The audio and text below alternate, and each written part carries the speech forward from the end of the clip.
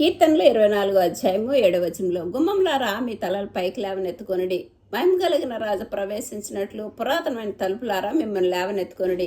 బలశౌర్యుడైన యెహోవా, సైన్యులకు అధిపతి యెహోవా. మహిమ కలిగిన రాజు అయిన యెహోవా ఎవరంటే సైన్యులకు అధిపతి యెహోవా.